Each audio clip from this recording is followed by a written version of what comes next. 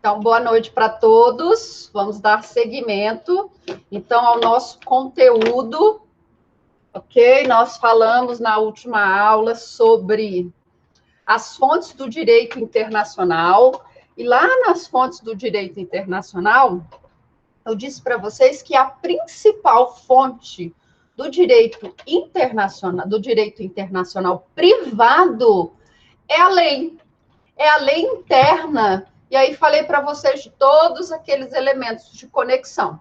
Agora nós vamos dar seguimento às fontes.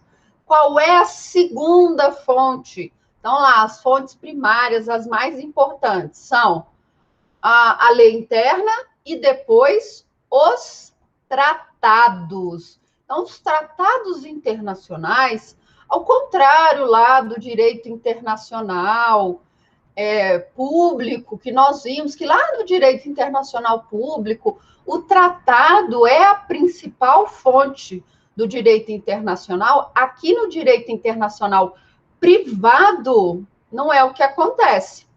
Aqui, a nossa principal fonte é o direito internacional público. Ó, tô ficando doida já.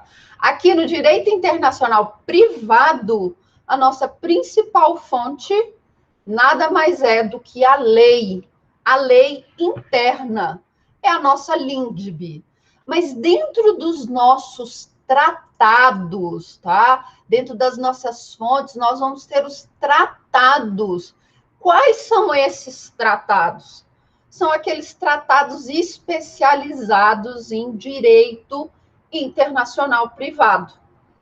Além disso, nós vamos ter o Código de Bustamante. O Código de Bustamante, tem certeza que eu não falei do Código de Bustamante? Falei, o Código de Bustamante. Oi? Acho que não, professora. Tá bom, então nós falamos, não é? O Código de Bustamante, vamos convenhar, vamos falar um negócio aqui, né? Real, não é? Antigamente as pessoas não tinham muito assim, não tinha internet, não tinha Facebook, não tinha Instagram, não tinha WhatsApp, você mandava uma carta, a carta demorava uns 4 meses para chegar, aí a resposta demorava mais 4 meses, não era assim antigamente? Aí o que o povo ia fazer? Ia estudar, né? Ia ler. Aí teve um cara chamado Bustamante, que ele estava muito entediado um dia lá na casa dele, que ele falou assim: quer saber? Eu vou fazer um código. Vou fazer um código com todas as hipóteses existentes de direito internacional privado. Como que os estados vão resolver todas as questões de direito internacional privado? E aí, lá em 1928, o Bustamante fez essa codificação. Então, ele colocou todas as situações que ele conseguia imaginar e deu solução para essas situações. Então, nós temos o Código de Bustamante, um código com 437 artigos. O Brasil, na época, achou aquilo a coisa mais linda do mundo, não é?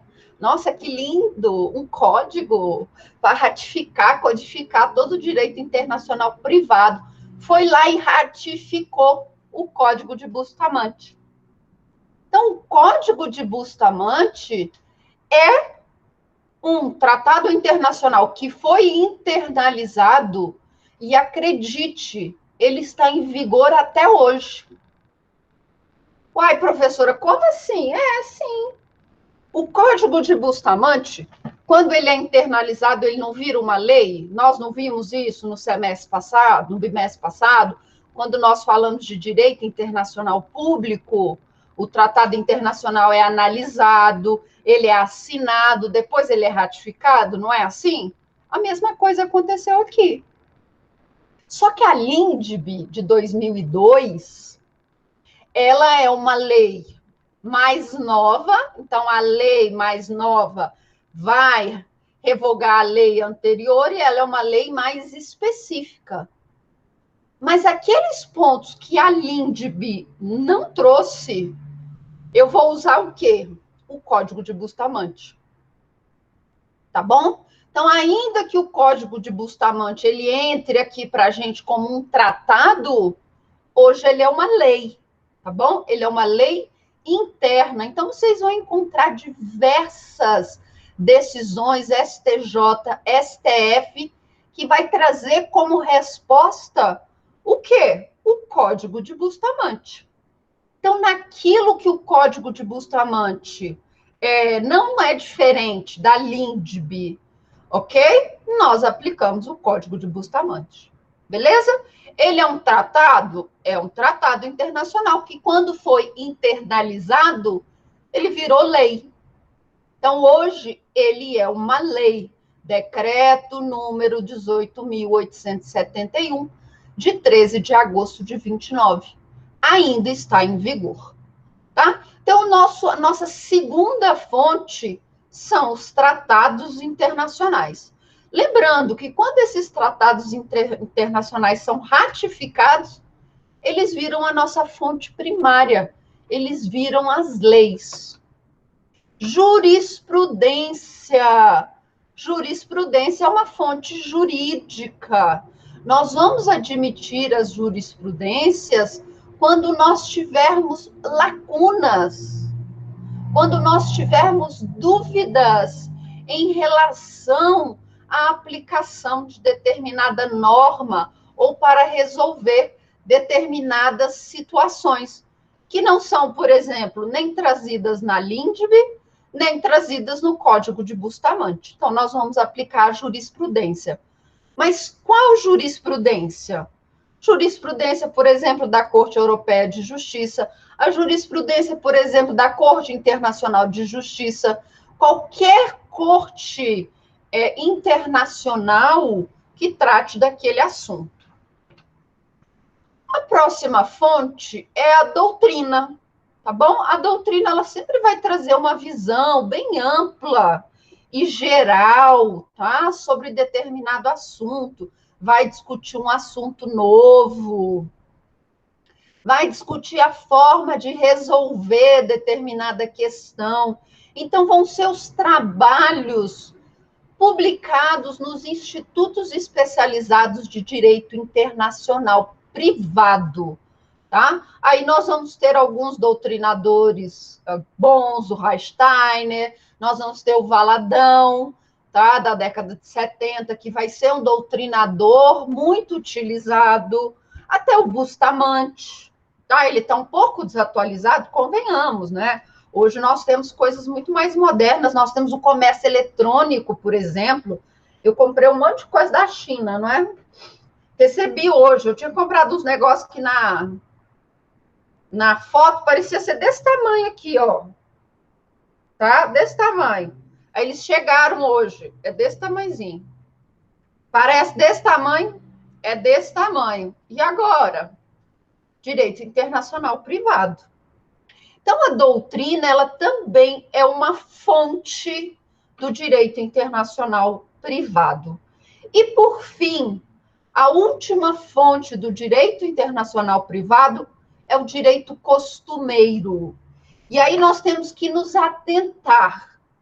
Nós vamos aplicar o costume interno brasileiro quando nós tivermos omissão ou falta da legislação, tá bom? Então, a LINDB vai falar, olha, em caso de omissão ou falta de uma legislação que trate do assunto, nós podemos usar o costume. Ou nós vamos poder usar o costume internacional. Mas atenção com relação ao costume internacional, nem todo costume internacional pode ser admitido como uma fonte de direito internacional privado.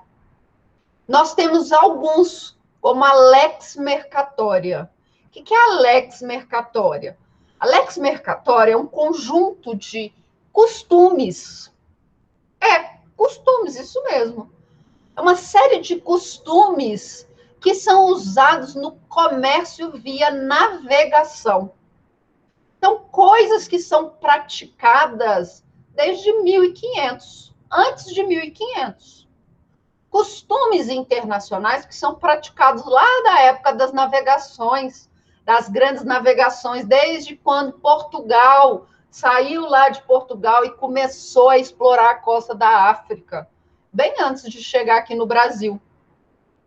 Então, esses costumes internacionais relacionados ao comércio marítimo, eles vão ser admitidos como os costumes internacionais que nós podemos usar como fonte aqui no direito internacional privado. Ok? Alguma dúvida com relação às nossas fontes? Então, a nossa principal fonte é a lei interna, depois os tratados, a jurisprudência, a doutrina e o costume, em especial o costume interno. Eu falei para vocês e não custa repetir.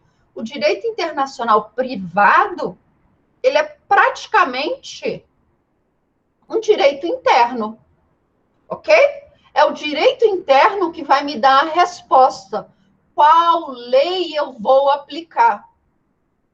E aí sim, o julgador ele vai aplicar a lei nacional ou a lei internacional, ok? Sim, aqui na nossa disciplina, nós falamos na semana passada, na disciplina de Direito Internacional Privado, existe sim a possibilidade do julgador brasileiro, um juiz brasileiro, aplicar a norma de qualquer país.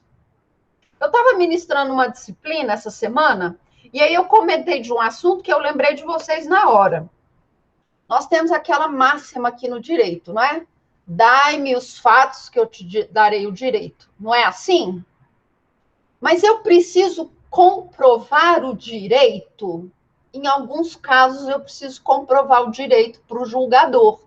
Eu preciso comprovar o direito quando se tratar de direito municipal, de direito estadual, de convenções coletivas e de direito internacional e direito estrangeiro. Então, se eu falo, por exemplo, olha, excelência, eu comprei esse produto aqui da China, propaganda enganosa, eu estava esperando um negócio desse tamanho, um bloco desse tamanho, veio um bloquinho desse tamanhozinho. Fui enganada, propaganda enganosa. Aí o juiz vai pedir para eu provar o meu direito. Não é uma compra internacional? Não é uma compra internacional? É. O que o direito internacional privado vai falar de direito do consumidor? Eu vou ter que aplicar a lei mais benéfica. Qual é a lei mais benéfica? Eu vou ter que mostrar para o juiz a lei chinesa e a lei brasileira. E aí ele vai aplicar a lei mais benéfica. Então, eu preciso comprovar o direito quando se trata de direito estrangeiro. Ok? Vamos lá?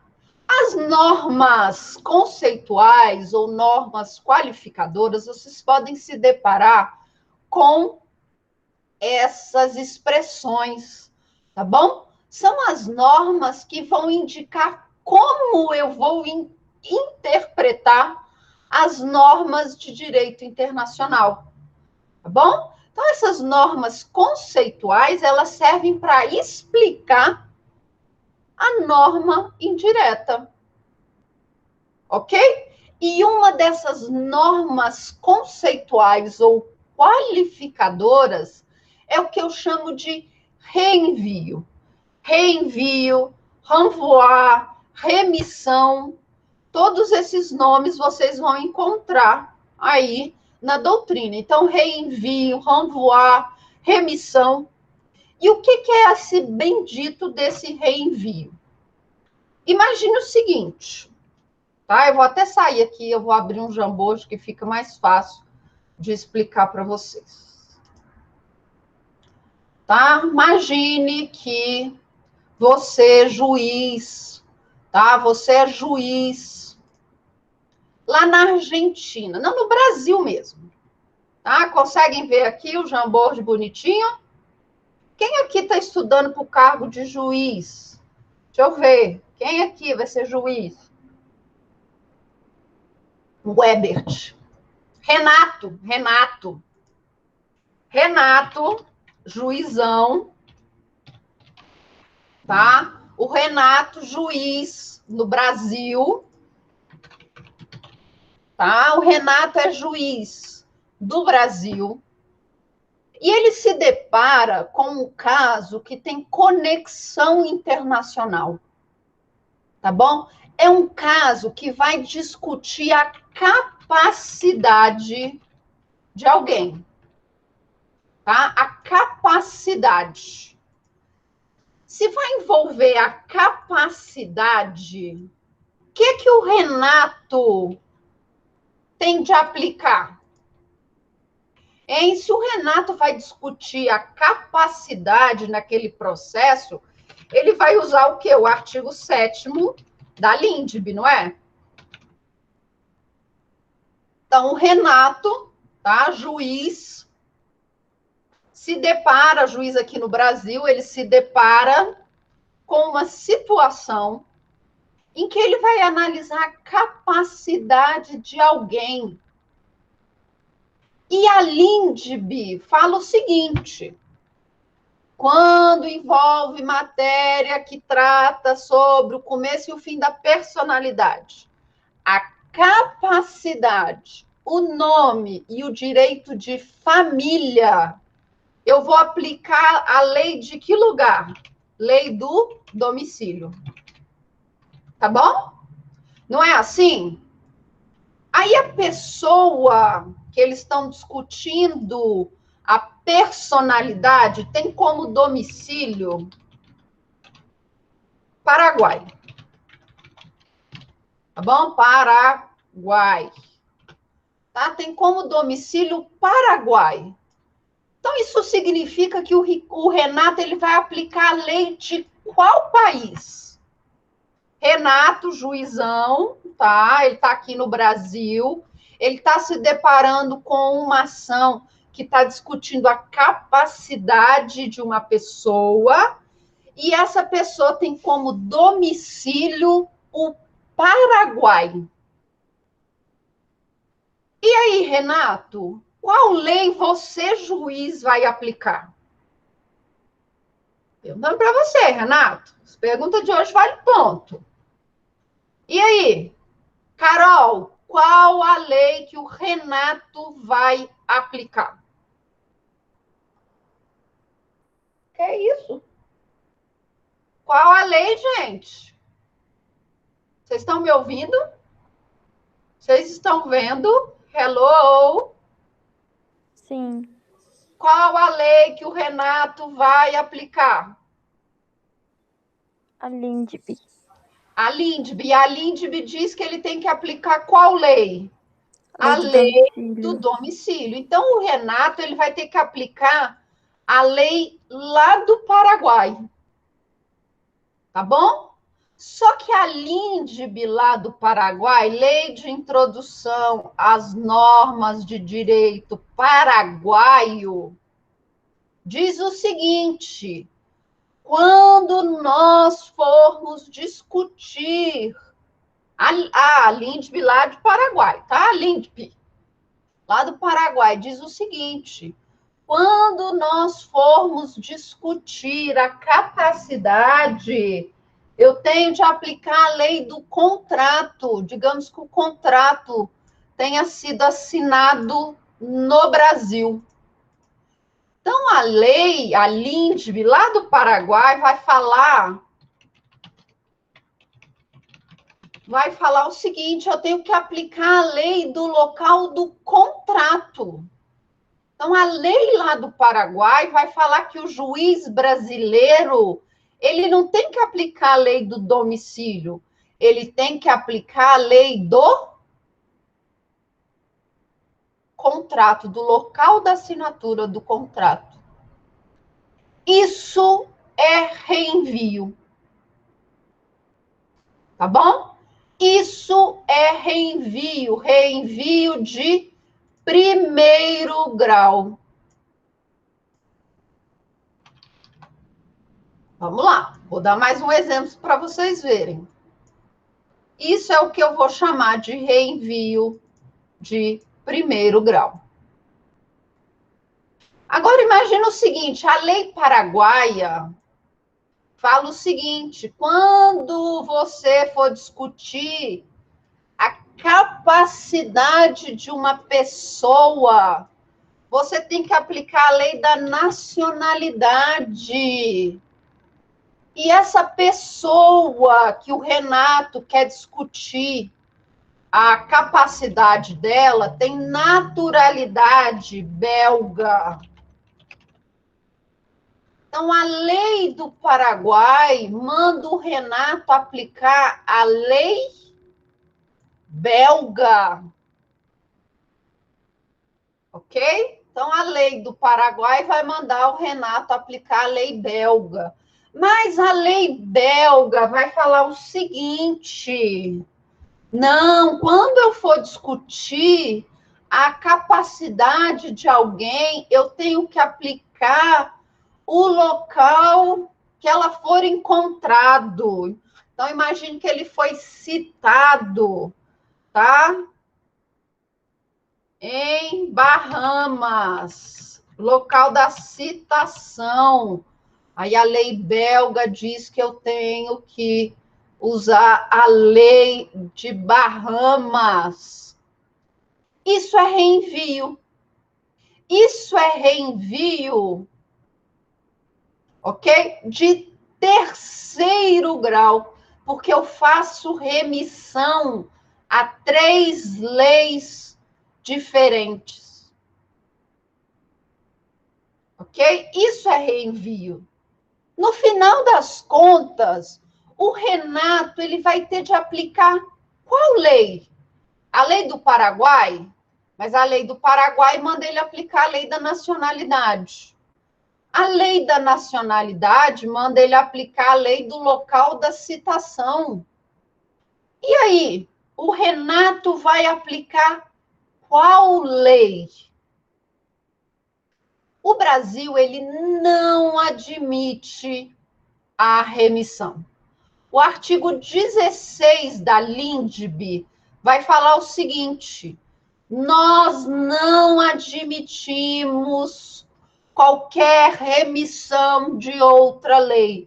Então, o Renato, obrigatoriamente pela LINDB, vai aplicar a lei do domicílio, vai aplicar a lei paraguaia.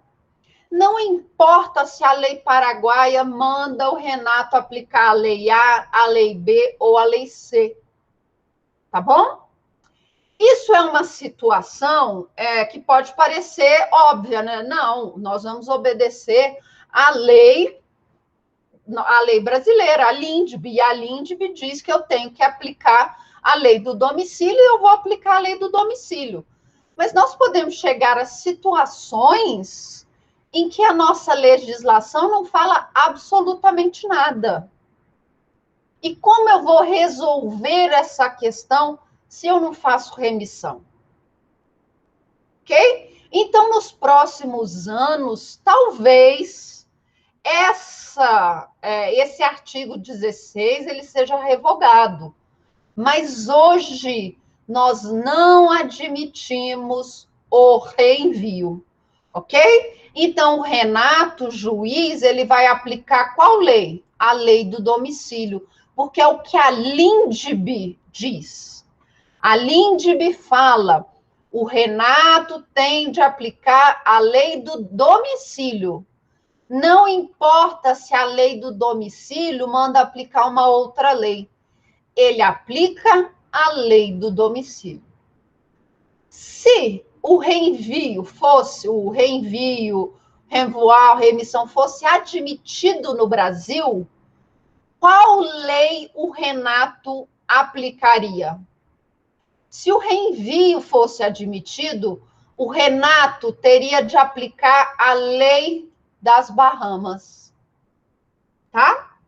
Mas não é admitido. Não é admitido. Então, ele obrigatoriamente tem que seguir o que diz a LINDB. E a LINDB vai falar em lei do domicílio. Então, a lei do Paraguai. Alguma dúvida com relação a reenvio? Reenvio?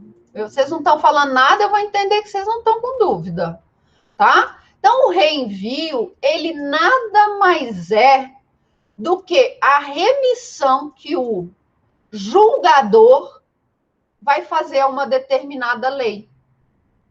Ok? Ele vai obedecer o que a lei do país que ele tem de utilizar manda. Tá bom? Então, ele tem de obedecer. Então, o Renato teria de obedecer a lei paraguaia. A lei paraguaia mandava ele aplicar a lei belga. A lei belga mandava ele aplicar a lei de Bahamas. Então, ele tem de aplicar a lei de Bahamas. Mas como nós não admitimos reenvio, o Renato vai aplicar o quê? A lei, ok? A lei do domicílio, porque é o que diz a LINDB, tá bom? Vamos seguir, então. Tá? Vamos seguir. Tá? Então, a norma de direito internacional, ela é a norma que vai dizer, que vai responder aquela pergunta: qual a lei que nós vamos aplicar para aquele caso concreto? A lei material é a que nos interessa, porque a lei processual é do local onde a ação é ajuizada. Se eu ajuizo a ação, imagina, ó, eu quero processar a AliExpress, que me vendeu o negócio na propaganda enganosa. Paguei 100 conto num negócio que veio desse tamanhozinho. Era para ser um negócio desse tamanho, veio desse tamanhozinho. Paguei 100 conto. Quero meu dinheiro de volta. Ok? A lei processual é de qual local? Do local que eu ajuizei a ação. Então, eu tenho de obedecer às regras aqui do Brasil. Prazo, recurso, carta rogatória. Não me interessa como é a lei processual chinesa. Eu vou obedecer à lei processual do Brasil. O que interessa é a lei material. Ok? Os direitos subjetivos. Eu vou ter de ir atrás da lei, do Código de Defesa do Consumidor lá da China, para trazer para o juiz aqui do Brasil, para ele analisar o quê? Qual é a lei mais benéfica? Ok? Princípios, não é? Princípio do lex fori processual. Então, é a lei do local onde se desenvolve o processo. Então, lei processual, direito processual, vai ser sempre do local do desenvolvimento da ação.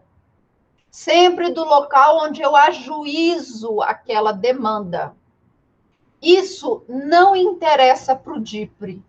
Do direito internacional privado, interessa o direito material, ok?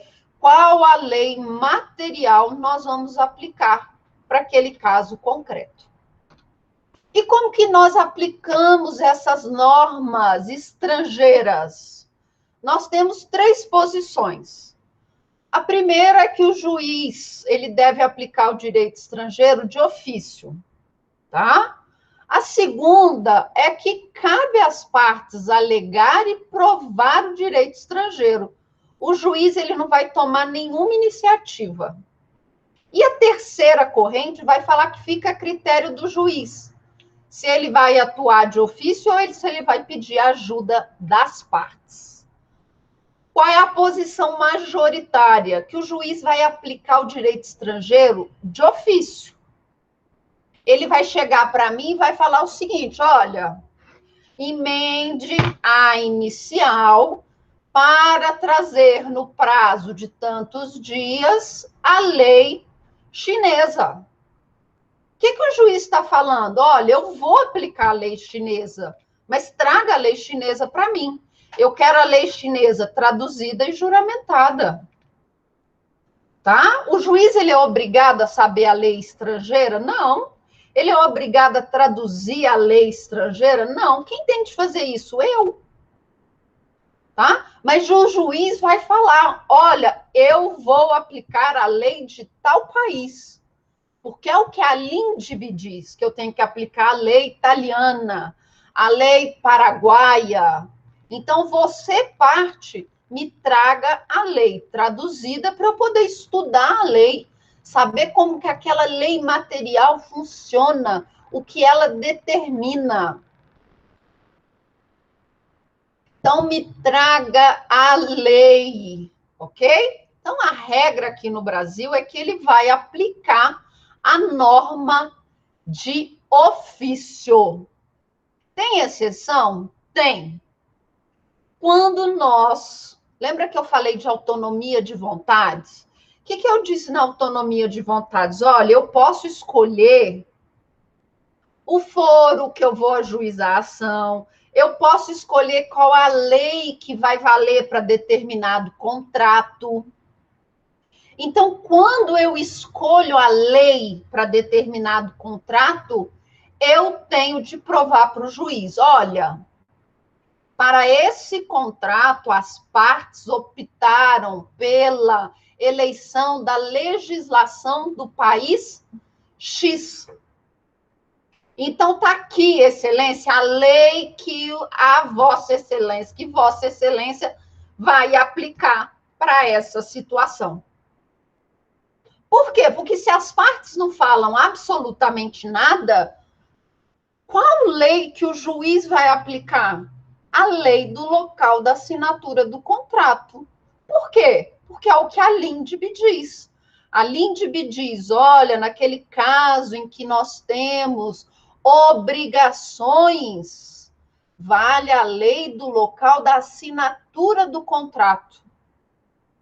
Então, para essas situações, tá? Quando envolve eleição de foro ou eleição de lei, as partes escolhem a lei para aquele contrato, as pessoas, né, envolvidas na LINDB precisam provar o direito, tá? Então, as partes precisam provar o direito, tá? Vamos lá, então. Competência internacional. Quem vai poder decidir sobre determinadas demandas? Quem vai poder processar e julgar determinadas ações? É o que nós chamamos de conflitos positivos e conflitos negativos, tá bom? Conflitos positivos é quando eu tenho mais de um país competente para analisar aquela questão. Conflitos negativos é quando eu não tenho nenhum país, tá? Nenhum país quer analisar aquele feito, ok? Nós vamos ter a classificação da competência quanto ao critério funcional, tá bom? Nós vamos ter a competência direta. Então, a competência direta, funcional direta, vai falar o seguinte: todos os juízes brasileiros são competentes para analisar demandas com conexão internacional. Tá bom? Então, o que isso significa? Que eu posso ajuizar uma demanda perante qualquer juiz brasileiro, e se aquela demanda tem conexão internacional, aquele juiz é competente. Claro, nós vamos ter de observar aquelas outras regras da competência, por exemplo, o domicílio do autor, tudo isso deve ser levado em consideração. Mas em qualquer lugar, do Oiapoque ao Chuí, o juiz brasileiro ele é competente para analisar matéria que envolve direito internacional. Agora, com relação à competência indireta, o que é isso? É a capacidade, é a competência que o juízo brasileiro tem de apreciar demandas que são julgadas por outros juízos. Só cabe ao STJ. Só cabe ao STJ a competência de analisar demandas que são propostas por outros juízes.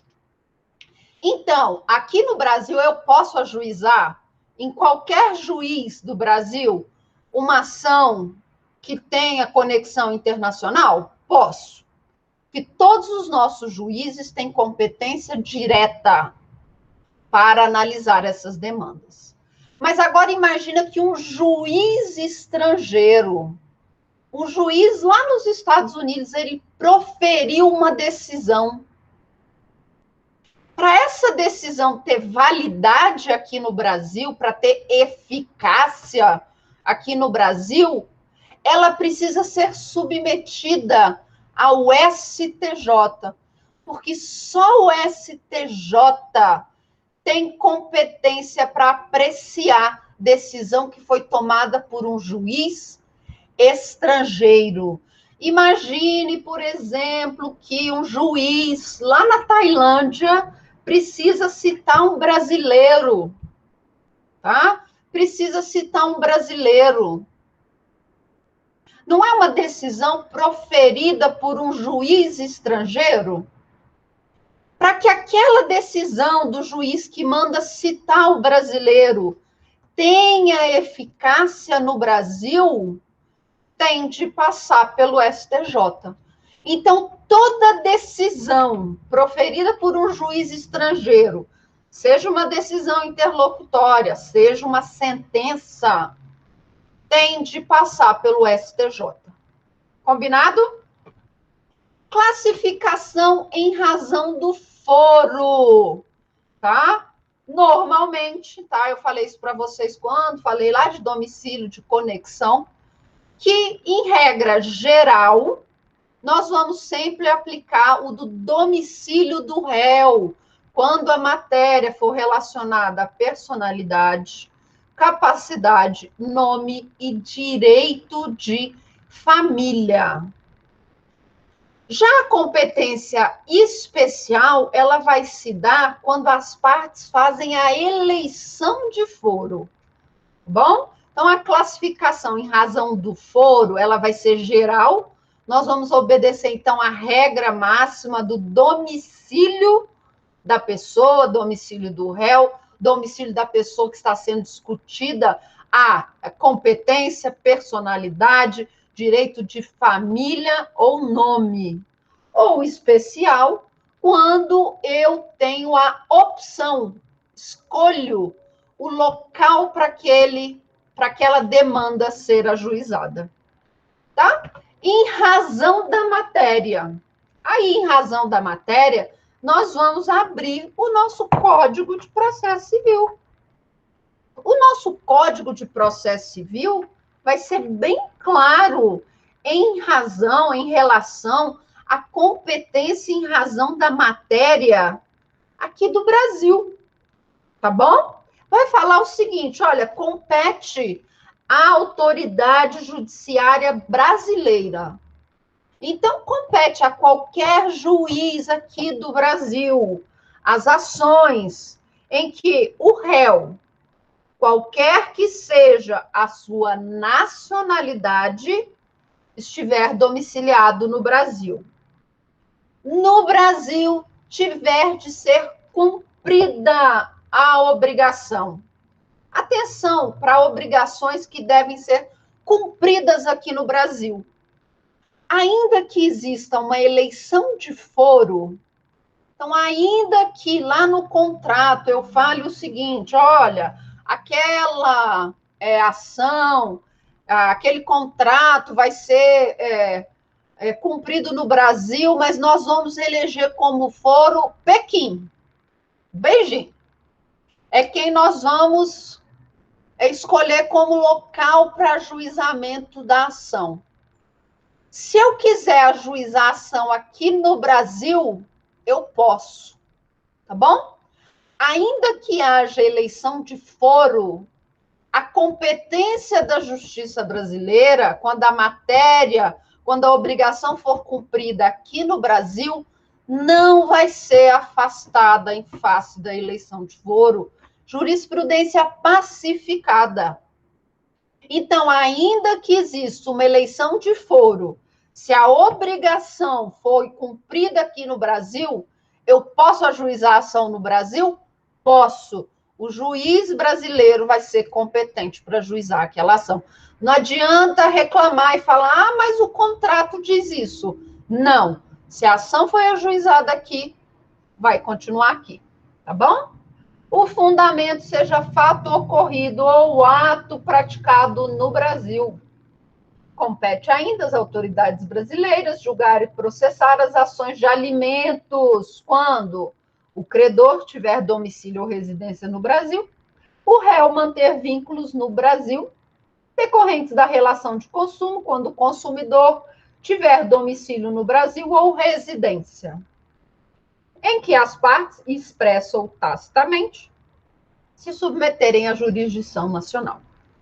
E aí nós vamos ter aquelas competências que são exclusivas do Brasil, que o Brasil não vai aceitar que nenhum país decida por ele. Obrigatoriamente vai ser um juiz brasileiro em um dos tribunais brasileiros. Está lá no 23. Compete à autoridade judiciária brasileira, com exclusão de qualquer outra. Ou seja, somente um tribunal brasileiro, tá? Uma vara brasileira, pode conhecer as ações relativas a imóveis situados no Brasil. Tá? Aqui tem uma exceção, ok? Para esse artigo 23, inciso 1, nós vamos ter uma exceção. Acordo de divórcio. Tá? Acordo de divórcio, então, quando o divórcio é consensual, nós vamos admitir a sentença estrangeira que homologou o acordo, ainda que ela verse sobre imóveis no Brasil. Por quê? Não é consensual? Não foi algo que as partes optaram?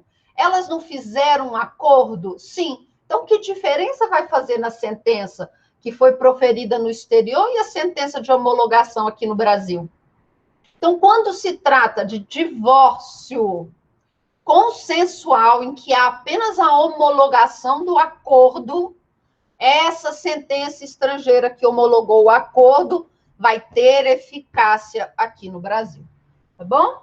Em matéria de sucessão hereditária, proceder à confirmação de testamento particular e o inventário e a partilha de bens situados no Brasil, ainda que o autor da herança seja de nacionalidade estrangeira ou tenha domicílio fora do território nacional. Em divórcio, separação judicial ou dissolução da união estável, proceder à partilha de bens situados no Brasil, ainda que o titular seja de nacionalidade estrangeira ou tenha domicílio fora do território nacional. Então, para essas hipóteses previstas no artigo 23, não adianta trazer sentença estrangeira. O juiz brasileiro não vai admitir. O STF não vai admitir essa sentença estrangeira. Falando em sentença estrangeira, tá? Falando em sentença estrangeira, ok? Falando então em sentença estrangeira, vamos falar de cooperação jurídica internacional. Vamos falar um pouquinho dessa cooperação jurídica internacional. O que é isso? O que é esse negócio, né? Cooperação jurídica internacional, do que se trata, tá? Desde que o mundo é mundo e os estados são estados, eles tentam cooperar em matéria judicial, ok? Então, desde que o estado é estado, nós vamos ter movimentos para promover essa cooperação jurídica. Para quê? Para que a sentença de um país possa ter eficácia em outro país. Nós vamos ter na cooperação jurídica internacional 3 formas. A primeira é a homologação de sentença estrangeira. Essa é a homologação, essa é a cooperação clássica. É aquela que você não precisa ser amigo do país, você não precisa ter tratado de cooperação com aquele país, você não precisa ter promessa de reciprocidade, nada. Basta observar lá os requisitos que nós vamos falar agora, ok? Basta ver lá os requisitos que pronto, aquela sentença que foi proferida lá pelo juiz daquela localidade, lá longe, vai ter eficácia aqui no Brasil, tá? Então, a primeira forma de cooperação jurídica, é a clássica, é a homologação de sentença estrangeira. Depois nós vamos ter a carta rogatória e o auxílio direto. Carta rogatória é uma coisa, auxílio direto é outra completamente diferente. Tá bom? Vamos falar, então, da primeira forma de cooperação, que é a homologação de sentença estrangeira. E aí eu já vou trazer o próximo dever de casa de vocês. Tá vendo a previsão legal aqui da homologação de sentença estrangeira? Então, você vai copiar manuscrito e vai me enviar até quarta-feira da semana que vem. Professor, eu vou mandar como? Foto, tá? Pelo e-mail, né? Foto, escanear, o que for mais fácil para você. Mas você vai fazer manuscrito? Vai. Para quê? Para você lembrar sempre dos requisitos da homologação de sentença estrangeira. É aqui que nós realmente vamos ver a maior quantidade de processos de direito internacional privado, tá?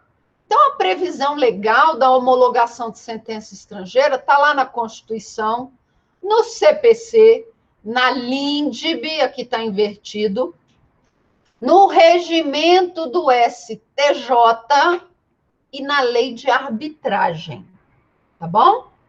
Qual é o objeto da homologação de sentença estrangeira? Gente, pronunciamentos judiciais definitivos e decisões não judiciais, mas que a lei brasileira vai tratar de matéria judicial. O que é que lá? Vamos lembrar lá da teoria geral do processo. Lá na teoria geral do processo, nós vimos que o que são os pronunciamentos judiciais? Tá? São momentos em que o juiz se pronuncia no processo. Eles vão ser de 3 tipos: sentenças, despachos e decisões interlocutórias. O que é uma sentença? Sentença é o pronunciamento judicial que vai colocar fim àquela fase do processo. O que são despachos? Normalmente são manifestações do juiz para a secretaria. E tudo que não for despacho, que não for sentença, é decisão interlocutória. Qual é o objeto da homologação de sentença estrangeira? A sentença. A sentença que transitou em julgado. Que mais? O laudo arbitral estrangeiro. Então, o laudo arbitral, tá? Aquele laudo, aquela sentença arbitral que é proferida aqui no Brasil, nós já sabemos, ela é título executivo extrajudicial. Tá bom? Basta eu ir lá na vara de execuções de títulos extrajudiciais e peticionar a sentença arbitral e falar, olha, fulano não está cumprindo. O que o juiz vai fazer? Vai mandar cumprir. Por quê? Porque a sentença arbitral, ela é título executivo extrajudicial. Tá? Mas a sentença arbitral, que é proferida no exterior, e aqui eu me refiro ao território mesmo, quando ela é proferida fora do Brasil, ela não é título executivo extrajudicial. Ela é uma decisão não judicial. E para ter eficácia aqui no Brasil, eu preciso homologar essa sentença arbitral. Ok? Como eu disse para vocês, a homologação de sentença estrangeira não requer tratado internacional nem promessa de reciprocidade. Mas nós temos uma exceção. Quando a homologação de sentença estrangeira versar sobre execuções fiscais. Imagina que uma empresa brasileira estava lá em Angola, ok? Trabalhando lá em Angola, prestando serviço lá em Angola, deixou de pagar um monte de impostos. Fechou as portas e voltou correndo para o Brasil. Tá? O Estado angolano, ele quer executar aquelas cobranças, aquelas taxas, aqueles impostos que não foram recolhidos pela empresa brasileira. A justiça angolana já deu uma sentença dizendo, olha, execute-se, penhore bens, penhore a conta da empresa. Tá? Aí Angola chega aqui, o governo angolano, e fala, Brasil, quero homologar essa sentença aqui estrangeira. Tá? Foi proferida lá pelo juiz. O Poder Judiciário brasileiro vai exigir para execuções fiscais um tratado para homologação de sentenças estrangeiras que versem sobre execuções fiscais ou uma promessa de reciprocidade. Se o Poder Executivo angolano não quiser negociar esse tratado ou essa promessa de reciprocidade, esquece a homologação dessa sentença estrangeira. Tá bom? Mas para todos os outros casos que não sejam execuções fiscais, nós não precisamos de tratado nem de promessa de reciprocidade. Outra coisa extremamente importante, nós não fazemos reexame de mérito. Tá? Não existe essa possibilidade. Aqui o juiz é de delibação. Aqui o juiz, o ministro do STJ, ele vai exclusivamente analisar os pressupostos de validade, de homologação dessa sentença estrangeira. Tá bom? Ele não quer saber se o mérito está certo, se o mérito está errado, se o juiz lá do estado X acertou ou se ele errou. Não interessa. Ele vai apenas analisar os pressupostos de admissibilidade. Além disso, a homologação pode ser total ou parcial. Imagine que eu estou lá de férias, tá? Já estou precisando, e aí acabou a pandemia, já tomei minha vacina, todo mundo já tomou vacina. Nossa, que dia maravilhoso, não é? Vai ser lindo quando isso acontecer. Tomei vacina, tá tudo lindo, maravilhoso. Pego meu marido, vamos para Dubai. Tá? Vamos para Dubai, que aí a gente pega um avião em São Paulo, é voo direto. Bora para Dubai, juntei um dinheiro aqui, nós vamos de executiva, né? O primeira classe. Vamos de primeira classe, já gasta o dinheiro todo na passagem, né? Vamos de primeira classe, tá? Chegamos lá em Dubai. Vamos curtir uma praiazinha aqui em Dubai. Aí eu tô lá na praia, né, do lado do meu marido tomando sol. Aí eu viro assim, abraço meu marido e beijo meu marido na praia. Vou presa. Meu marido não, eu vou. Fui presa porque atentado ao pudor. Beijei na praia. Fui presa, tá? Paguei lá uma fiança. Vou responder a um processo, tá? Processo criminal e civil, porque eles vão me dar uma multa lá em Dubai. Primeira oportunidade que eu tive, o que eu fiz? Corri para o Brasil, não é? Voltei para o Brasil. Sai a minha condenação.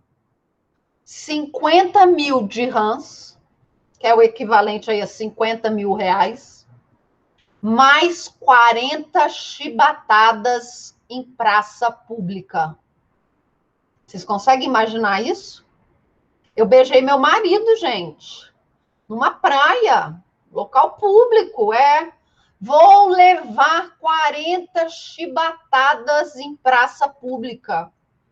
Aí vem o governo, né, de Dubai, dos Emirados Árabes, entra com uma ação de homologação estrangeira no STJ. Calma, vou falar, calma. Calma, Carol. Entra com uma ação de homologação de sentença estrangeira. Para quê? Para eu pagar os 50 dirhams e para eu levar as 40 chibatadas. O ministro do STJ, que vai analisar essa ação de homologação de sentença estrangeira, ele pode se manifestar quanto ao mérito, falar assim, 50 mil foi pouco, ela tinha que pagar 100. Ou, só 40 chibatadas? Não, 40 é pouco, né, mulher? Onde já se viu mulher ficar beijando? Isso não é coisa de mulher fazer, não, tá? Mulher de respeito faz isso só em casa, vai levar 100 chibatadas. O ministro do STJ pode fazer isso? Não. Mas levar chibatadas é uma pena punível aqui no Brasil? É uma pena admitida aqui no Brasil? Levar chibatadas não viola os direitos e garantias fundamentais da República Federativa do Brasil? Então, o ministro do STJ, ele pode concordar com a chibatada? Não. Então, a parte que viola princípios e direitos fundamentais, a ordem pública, os bons costumes do Brasil, não serão homologados. Mas nós permitimos aqui no Brasil punição pecuniária? Sim. Ele vai homologar a sentença na parte em que eu devo 50 mil? Vai. Diga, Renato.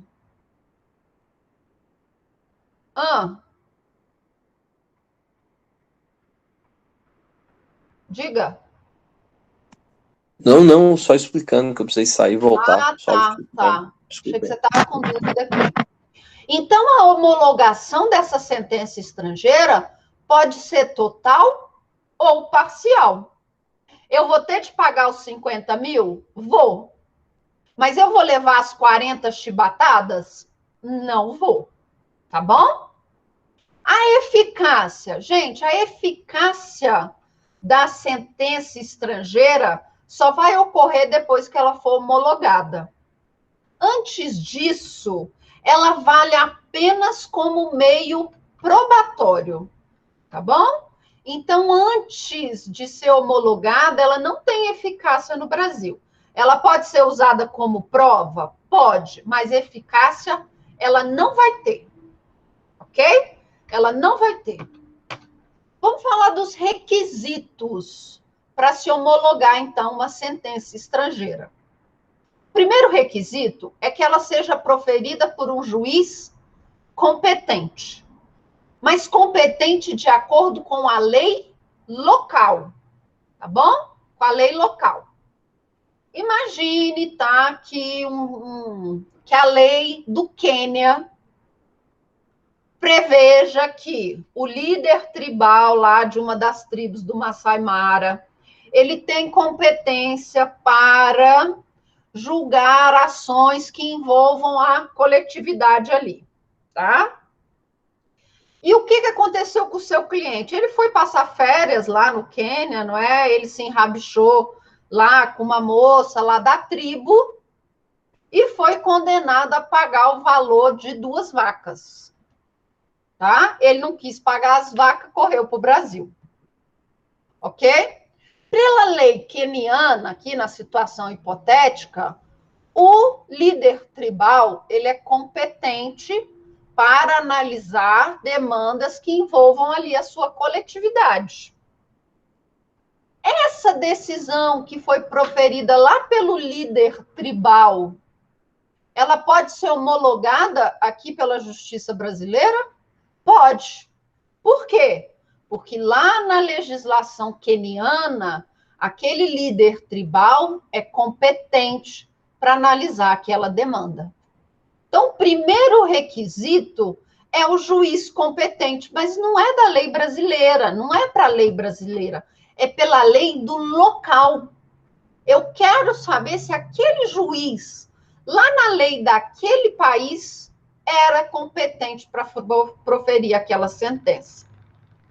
Segundo requisito, o conteúdo não pode ferir a ordem pública. Nem a ordem pública, nem os bons costumes, nada disso, tá?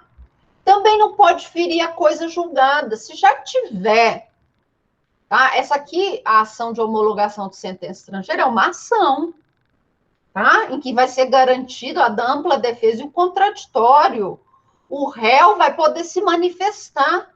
Ele vai poder falar, olha, excelência, não dá para homologar essa sentença. Por quê? Porque esse assunto já foi discutido, olha só, as mesmas partes, a mesma causa de pedir, e já foi transitado em julgado. Ok? Observado o devido processo legal. O réu foi citado de forma válida? Ou não, foi decretada a revelia, de acordo com a lei local. Lá na lei local, foi decretada a revelia daquela pessoa? Foi. Ou não, ele foi devidamente citado.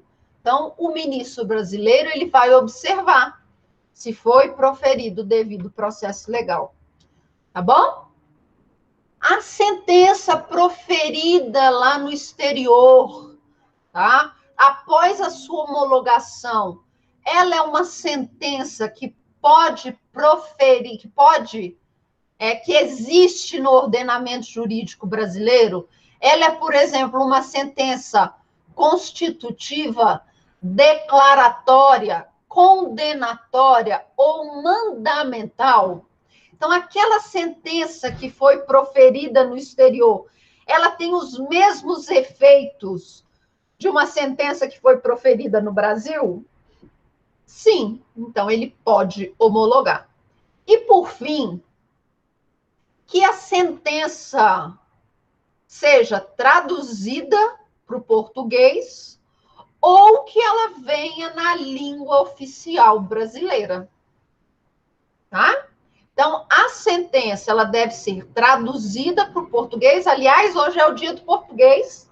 Hoje é o dia do nosso idioma, tá bom? Não do Tuga, mas do nosso idioma. Hoje é o dia do português, tá? Então, a sentença deve vir ou com a tradução oficial em português ou juramentada, tá bom? A competência, nós já vimos, é do STJ. Então, cabe ao STJ analisar e julgar a ação de homologação de sentença estrangeira.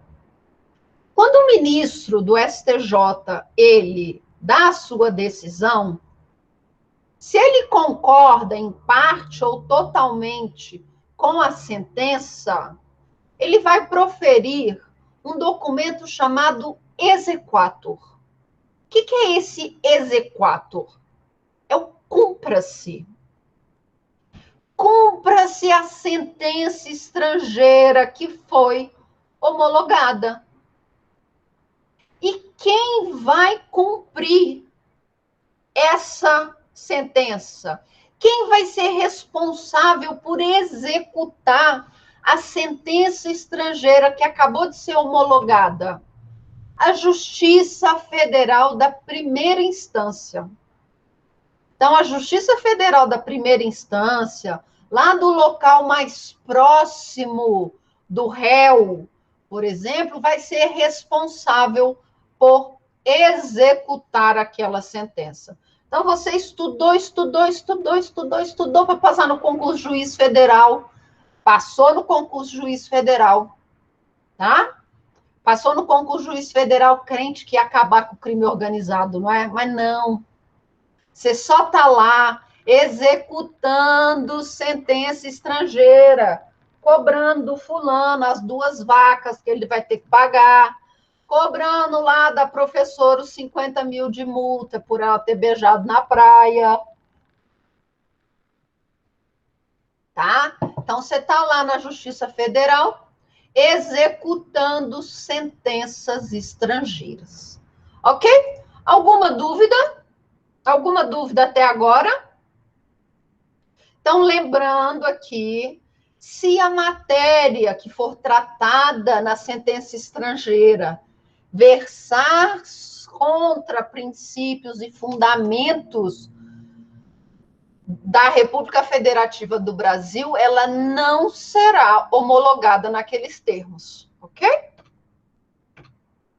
Vamos lá. Vamos falar aqui de algumas sentenças que precisam ser analisadas. A primeira é a sentença estrangeira do divórcio. Até comentei na turma da manhã, né, que tem uma subcelebridade que ela casou aqui no Brasil, mas ela não se divorciou lá no exterior. E aí ela foi para as redes sociais, não é? Ai, gente, olha, eu acabei de perceber, de me lembrar. Eu casei aqui no Brasil, mas eu nem me separei nos Estados Unidos ainda. Meu Deus! Ah, você sabe, né, Gabriela? Gabriela também adora uma fofoca, não é, Gabriela? E aí, Gabriela, que crime que ela cometeu? Eu posso casar estando casada? Aí a subcelebridade, né? Ai, meu Deus, e agora? Crime de bigamia, não é? A subcelebridade confessou um crime de bigamia. Ela casou no Brasil sem estar divorciada. Que beleza, não é? Mas vamos falar, eu vou voltar para esse caso, né, da subcelebridade, quando eu estiver falando de divórcio. Vamos falar um pouquinho aqui da sentença estrangeira de divórcio, tá? O divórcio, ele pode ser de 2 tipos: consensual ou litigioso. Litigioso, nós já sabemos, né? Ô, Sinamar, daqui a pouco eu falo de novo, tá? Daqui a pouco eu falo de novo. O divórcio, ele pode ser consensual ou litigioso. Litigioso, nós já sabemos, é quando tem briga, não é? Tem briga, a pessoa não quer separar, você é a mulher da minha vida, eu não vou te largar nunca, eu não vou te dar o divórcio. Ah, porque não sei o quê, você nunca vai ser de outro homem, parará, não aceito o divórcio. Não é desse jeito? Mas também tem aquele divórcio consensual lá do Bill Gates, né? Dizem, né? Do Bill Gates e da Melinda. Olha, depois de 27 anos, 2 filhos, muitos bilhões de dólares, quase R$1 trilhão. Resolvemos de comum acordo que não dá mais, tá? O ronco já está me incomodando, tá? O chulé também, o bafo matinal. Então, vamos nos separar. E também tem o divórcio, então, consensual. Mas o divórcio consensual, ele vai ser de 2 tipos. O primeiro tipo é o divórcio qualificado. O divórcio consensual qualificado é aquele que eu vou ter filhos menores ou incapazes e a divisão de bens. Então, ainda que seja de comum acordo, ok? A separação, o divórcio, se tiver menores de idade ou incapazes e divisão de bens, nós vamos ter um divórcio consensual qualificado. O divórcio simples é aquele que só vai falar: olha, a sociedade conjugal acabou. A partir de agora, fulano é divorciado e a cicrana é divorciada. Cicrana vai voltar a usar o nome dela de solteiro, não tem bens a partilhar, não tem filhos. No divórcio simples, eu só decreto a separação né, entre aspas, né, a separação do casal. Está extinta a sociedade conjugal. Fulano agora é divorciado, não é mais casado, ok? Para esse divórcio consensual simples, eu não preciso de homologação de sentença estrangeira, tá bom? Então, para o divórcio consensual simples, basta eu ir ao cartório em que eu registrei o casamento e averbar o divórcio, tá bom? Claro, né, gente? Essa sentença tem que estar ou em português ou com uma tradução juramentada em português. Beleza? Você leva a tradução juramentada em português lá no cartório que você registrou o casamento e fala, olha, eu quero averbar um divórcio consensual, simples. Está aqui a sentença estrangeira, aqui está a sentença estrangeira oficial e aqui está a sentença juramentada, com tradução juramentada. Então, eu quero averbar esse divórcio. Agora, a sentença estrangeira de divórcio consensual qualificado e a sentença de divórcio litigioso, essas sim precisam ser averbadas, precisam ser homologadas aqui no Brasil por meio de ação de homologação de sentença estrangeira. Professora, e se essa ação de divórcio litigioso envolver bens que estão no Brasil? Essa parte não vai ser homologada. Não vai ser homologado. O que as partes vão ter de fazer? Ajuizar uma ação de partilha de bens aqui no Brasil. Tá bom? Então, se nós tivermos um divórcio litigioso que diga respeito a bens imóveis no Brasil, essa parte da sentença estrangeira não vai ser homologada. Não vai, tá bom? Aí o casal, o ex-casal, vai ter que ajuizar uma nova ação aqui no Brasil. Para quê? Para partilhar os bens que estão no Brasil. Já se for um divórcio consensual, aí sim, no divórcio consensual, a parte que diz respeito aos bens no Brasil, essa parte vai ser homologada. Porque não é consensual? Não foi um acordo firmado entre as partes? Então, não interessa se foi feito no exterior ou no Brasil. O acordo não ia ser igual? Então, para divórcio consensual, a parte que diz respeito a imóveis no Brasil é homologada. Sentença arbitral estrangeira. Sentença arbitral estrangeira precisa ser homologada pelo STJ. Sob pena de quê? De não ter eficácia.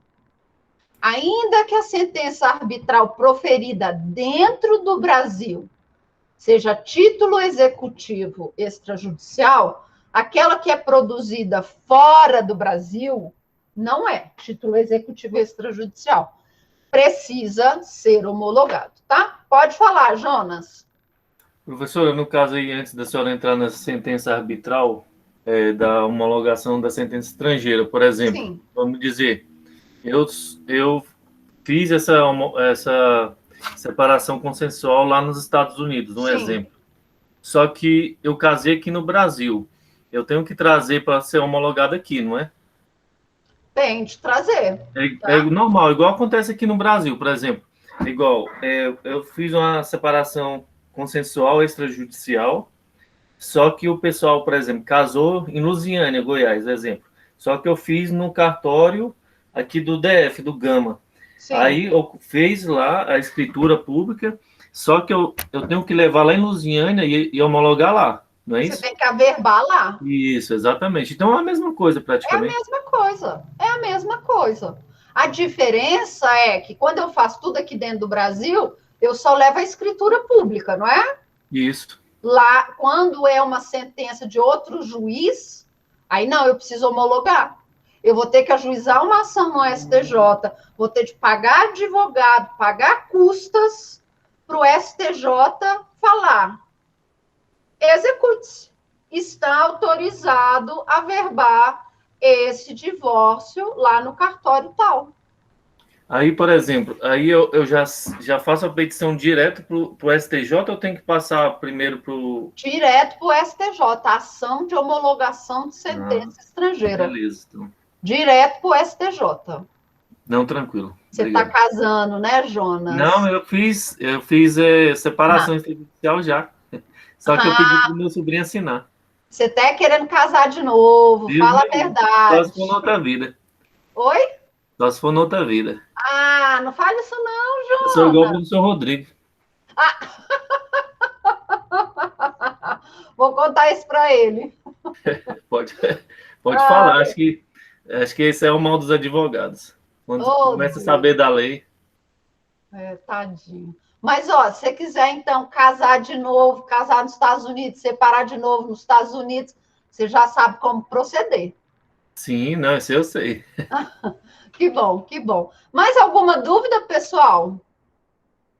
Então, a sentença arbitral, para ela ter eficácia, a sentença arbitral estrangeira, para ter eficácia dentro do Brasil, o que acontece? Ela precisa ser homologada. Alguma dúvida com relação à homologação de sentença estrangeira? Alguma dúvida? Não? Vamos lá, vamos falar da carta rogatória. O que é a carta rogatória? O que é a carta precatória? Primeiro, o que é a carta precatória? Vocês já viram uma carta precatória? Vocês já ouviram falar em carta precatória? Sim, professora. Quando quando tem comarcas diferentes, aí tem que mandar uma carta precatória. Aí você, por exemplo, quer citar uma pessoa, não é? Isso. Que ela está numa comarca diferente, você quer ouvir uma testemunha, você quer penhorar os bens daquela pessoa que estão naquela outra comarca, não é assim?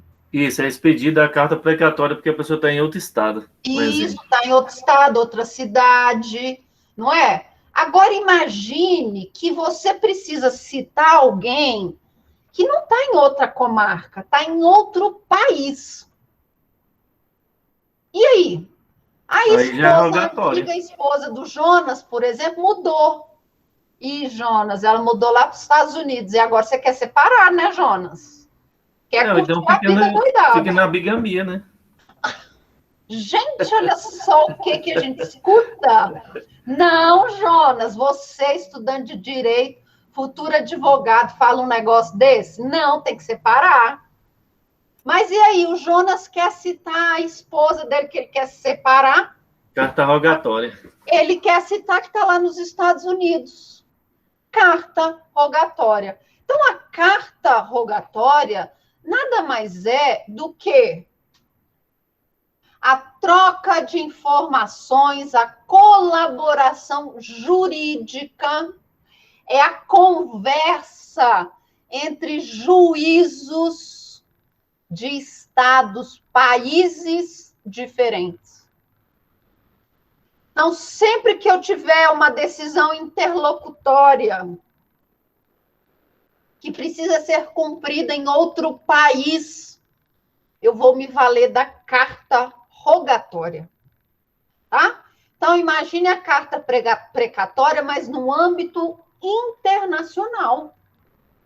Eu preciso citar uma pessoa que está lá em Portugal. O que eu faço? Eu ligo para o professor Sérgio, né? Ô, Sérgio, beleza? Vai lá em Portugal para mim e cita uma pessoa.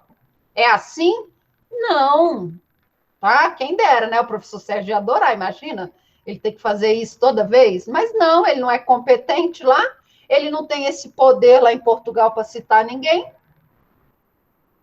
Então, a carta rogatória é uma das formas de cooperação jurídica internacional em que decisões interlocutórias vão ser cumpridas no exterior, tá bom? No estado estrangeiro. por meio por vias diplomáticas, tá bom? Então, a carta rogatória é a conversa entre juízos de países diferentes pelas vias diplomáticas, ok? Aqui nós precisamos saber o nome. A justiça que pede o auxílio, que pede a cooperação jurídica internacional, ela vai ser chamada de justiça rogante. Então, se o Renato é o nosso juiz, o Renato precisa citar, tá, a futura ex-esposa do Jonas lá nos Estados Unidos, para responder a ação de divórcio aqui no Brasil, tá? O Renato é a justiça rogante. É ele que está pedindo o auxílio, é ele que está pedindo a cooperação jurídica internacional. É ele que vai expedir a carta rogatória. O juiz lá dos Estados Unidos que vai receber a carta rogatória do Renato vai ser a justiça rogada, a justiça que vai executar a cooperação jurídica internacional, a justiça que vai citar a esposa do Jonas, tá? Então, na justiça rogante é aquela que envia a carta rogatória. A justiça rogada é aquela que executa, que cumpre a carta rogatória. E aí nós vamos ter também os termos carta rogatória ativa. A carta rogatória ativa é aquela que é expedida pela justiça rogante. Então, a carta que o Renato enviou lá para os Estados Unidos, ela é uma carta rogatória ativa. Mas quando ela chega lá nos Estados Unidos, ela passa a ser uma carta rogatória passiva. Por quê? Porque ela vai ser executada pela justiça rogada, ok? E lá na justiça rogada, eles vão aplicar a lei processual da justiça rogada, ok? Então, a carta rogatória ativa é a carta que a justiça rogante envia. A carta rogatória passiva é a carta rogatória que a justiça rogada recebe. Beleza? A carta rogatória chegou aqui no Brasil, tá? Chegou aqui no Brasil. Como eu disse para vocês, somente o STJ, ele tem competência indireta, ou seja, ele pode analisar se aquela decisão, ainda que seja uma decisão interlocutória, ela não foi proferida no estrangeiro. Somente o juiz, somente o ministro do STJ tem capacidade para pegar aquela sentença, aquela decisão interlocutória ou aquela sentença estrangeira e falar: essa sentença, essa decisão interlocutória vai ser executada no Brasil.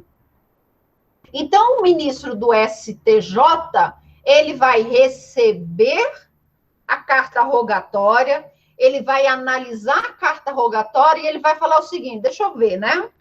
Deixa eu ver aqui se essa carta, essa medida, essa decisão interlocutória não fere os princípios e fundamentos da República Federativa do Brasil. A carta rogatória já exigia as minhas 40 chibatadas, tá? Já exigia as minhas 40 chibatadas. O que o ministro falou? Não, isso aqui não é admitido na justiça brasileira. Ou não, exige já o bloqueio de bens. Aí o juiz, o ministro, né, do STJ fala, bloqueio de bens permite-se. Então, cumpra-se. Produza o exequatur, tá? Então, ele vai produzir o exequatur e ele vai mandar cumprir. Quem cumpre o exequatur? A Justiça Federal.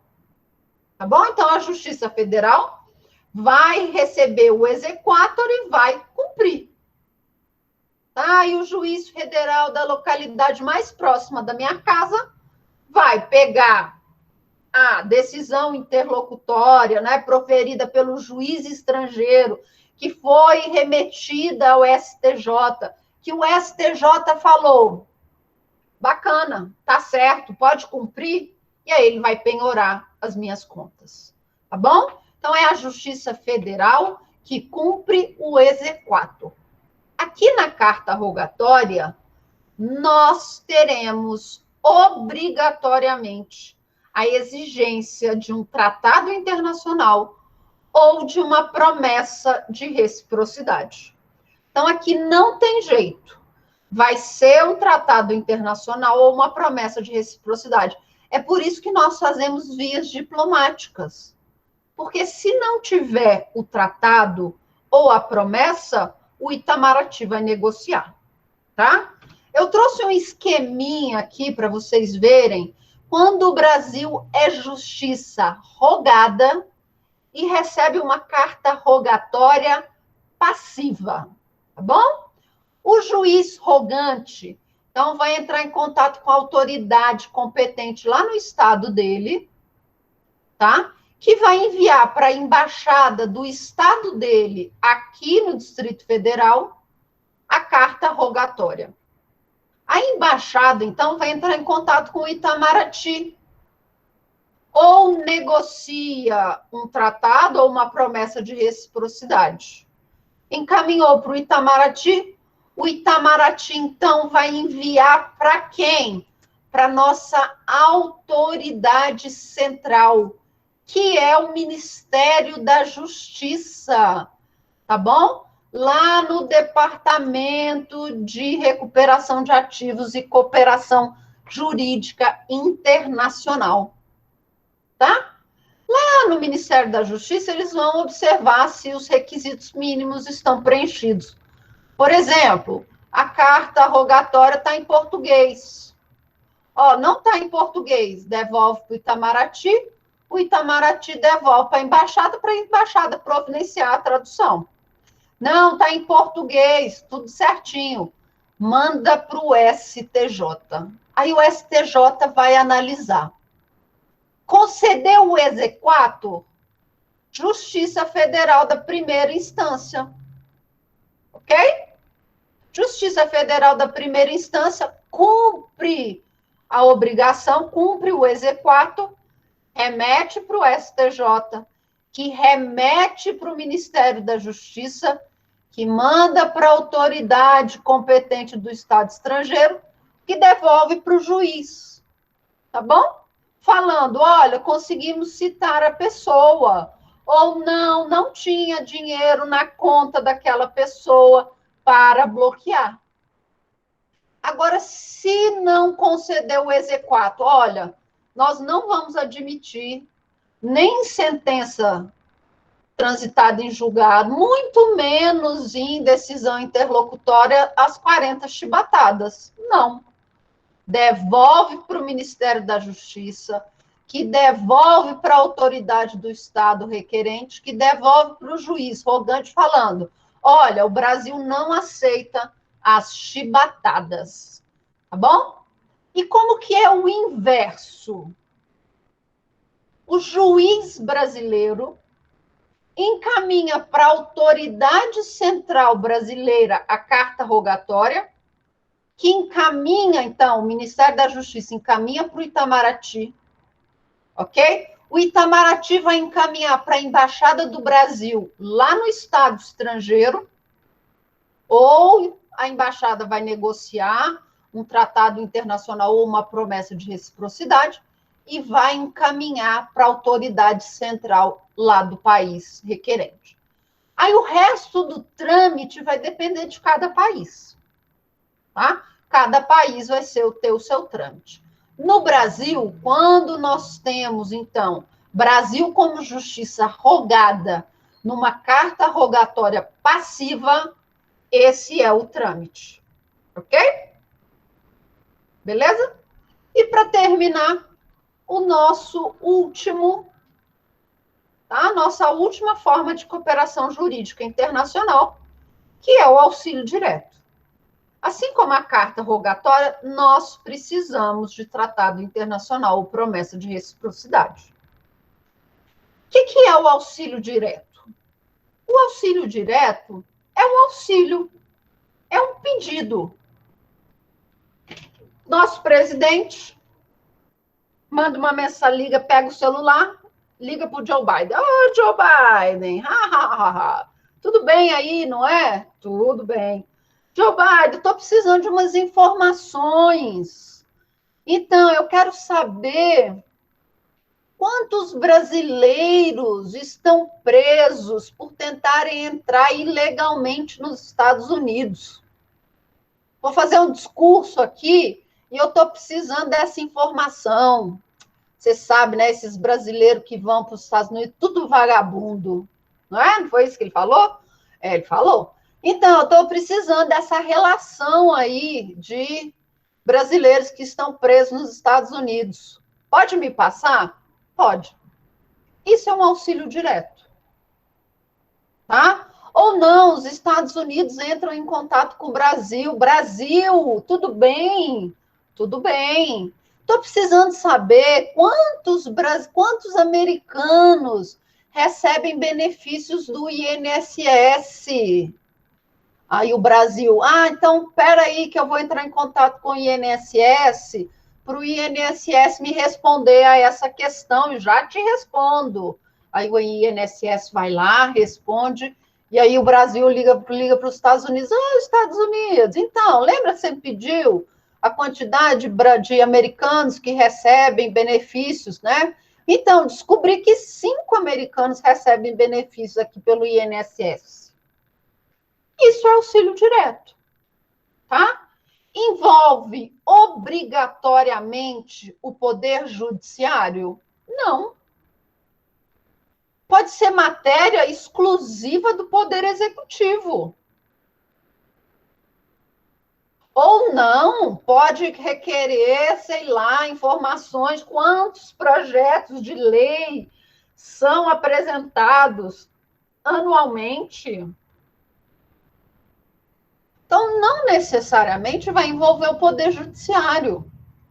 Pode ser matéria que o próprio Ministério da Justiça já tem a resposta.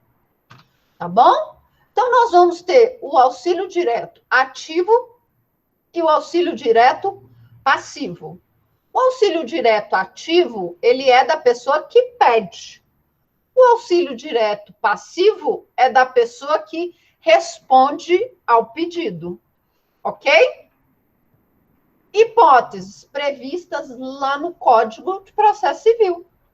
Pois vocês vão dar uma olhadinha lá do artigo 28 até o 34. Mas, numa situação geral, as hipóteses principais são obtenção e prestação de informações sobre ordenamento jurídico e sobre processos administrativos ou jurisdicionais findos ou em curso, colheita de provas, salvo se a medida for adotada em processo em curso no estrangeiro de competência exclusiva de autoridade judiciária brasileira, qualquer outra medida judicial ou extrajudicial não proibida pela lei brasileira. Agora, imagine uma situação, ligam os Estados Unidos, Brasil, e aí a autoridade central, que é o Ministério da Justiça.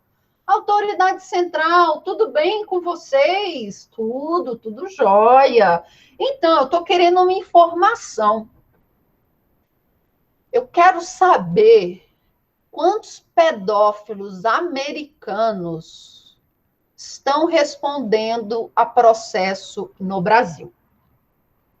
Vamos lá. Pedofilia é um crime que vai tramitar em segredo de justiça, não é verdade? Mas não é para proteger o pedófilo, é para proteger as crianças. Quando nós temos matéria jurisdicional envolvida, então, quando a autoridade central ela precisar de questionar matéria que está em processo judicial, a autoridade central vai entrar em contato com a AGU. E a AGU, em nome do Estado brasileiro, vai peticionar. Aí a AGU entrou com pedido, né, de informações na vara de execuções, sei lá, do Distrito Federal, para saber quantos pedófilos tinha no DF. Ah, nenhum. Entrou agora com pedido lá na vara de execuções de Goiânia. Tem algum aí? Não. Entrou com pedido lá em São Paulo. Tem um. Aí a AGU vai responder à Autoridade Central Brasileira. Olha, tem um. Está respondendo ao crime de pedofilia lá na cidade tal. Ok? Então, quando o auxílio direto depende de alguma informação que faz parte de um processo, aí a AGU vai ser contactada e a AGU, em nome da União, ok? Vai peticionar naquele processo. Beleza, pessoal? Alguma dúvida com relação ao auxílio direto? Alguma dúvida? Auxílio direto também é muito tranquilo. Auxílio direto, cooperação jurídica internacional, são todas matérias bem tranquilas. Então, voltando aqui, que a Sinamar pediu exercício para a próxima aula, dever de casa, todos esses artigos que estão aí na letra A. Constituição, CPC, LINDB, Regimento Interno do STJ e a Lei de Arbitragem. Até quarta-feira à noite. Ok, pessoal? O que é para fazer, professora? Copiar. À mão. Mas, professor, beleza. pelo amor de Deus, é muita coisa, que aí vocês vão saber. Todos os requisitos. Claro que vai valer ponto. Claro. Tá? Vamos copiar. Para quê? Para vocês nunca mais na vida esquecerem os requisitos da homologação de sentença estrangeira. Vai valer ponto. Tá? 1,5 ponto.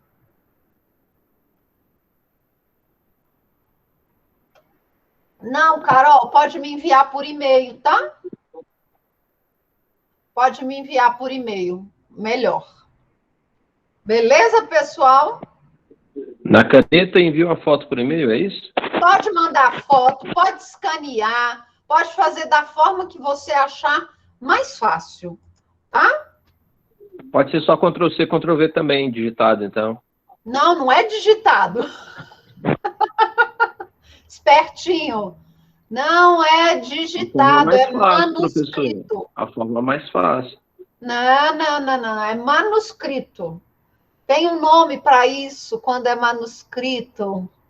Deixa eu lembrar aqui qual que é o nome quando o negócio é manuscrito pelo próprio punho. Próprio punho.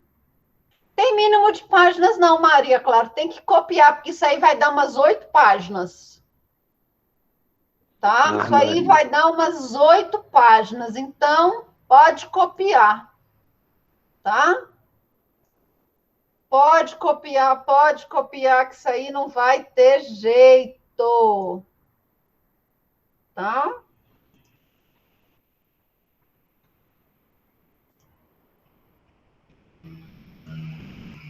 Esqueci aqui como que é o nome. Estou procurando aqui que eu tinha Professor, esse trabalho aí vai ser em dupla?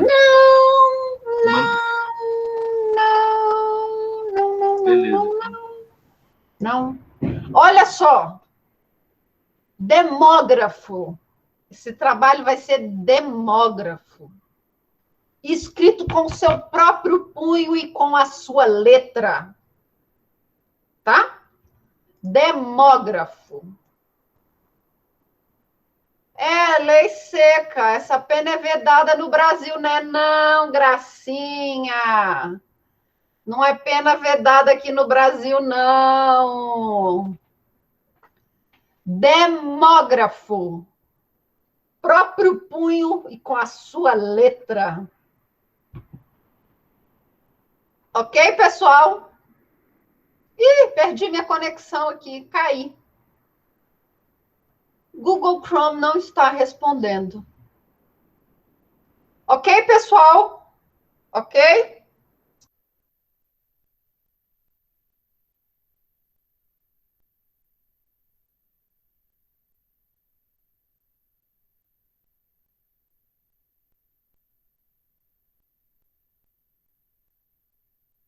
Sabe por que está normal? É porque eu estou com esse aqui, ó, e por isso vocês estão me vendo.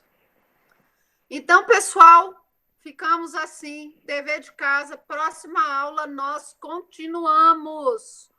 Um beijo para vocês e bom resto de semana. Ok? Bom resto de semana para todos vocês. Um beijo grande. E até semana que vem.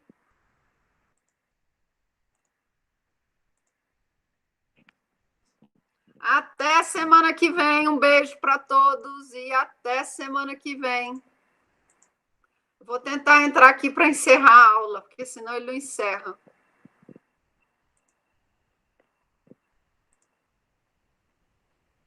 Até.